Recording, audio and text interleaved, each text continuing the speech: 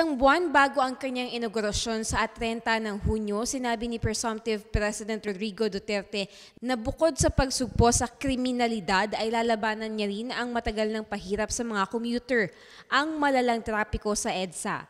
My first big project is the establishment of a railway for the Philippines. Noong kasagsagan ng kampanya, una nang sinabi ni Duterte na ang nakikita niyang solusyon sa mabigat na trapiko sa Kalakhang, Maynila ay i-decongest ito sa pamamagitan ng pagpapaunlad ng ekonomiya sa mga lalawigan upang hindi na kailangan pang dumagsa ang mga tao sa Maynila. Subalit dapat aniya ay may interconnection ang mga probinsya sa pamamagitan ng tren. It's Manila, Nueva Vizcaya, or then Manila, Sorsogon, Manila to Batangas, and the whole of Mindanao. Ngunit aminado si Duterte na walang sapat na pondo sa ngayon ang pamahalaan para rito, kaya't maaaring humingi tayo ng tulong mula sa ibang bansa, tulad ng China.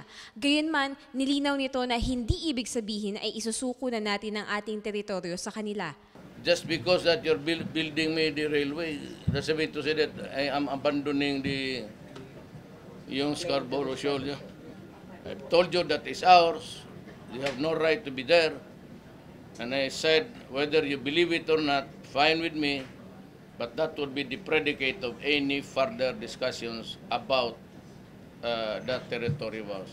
Ang bansang China ay nakagawa na ng train systems para sa ibang bansa gaya ng Africa, habang kasalukuyan naman itong tinatapos ang train system sa Estados Unidos na magdudugtong sa Los Angeles at Las Vegas. Ani Duterte, mas mabilis na magagawa ang proyekto kung makakahanap agad ng bansang pwedeng tumulong kaysa dumaan pa sa proseso ng Public-Private Partnership o PPP. No.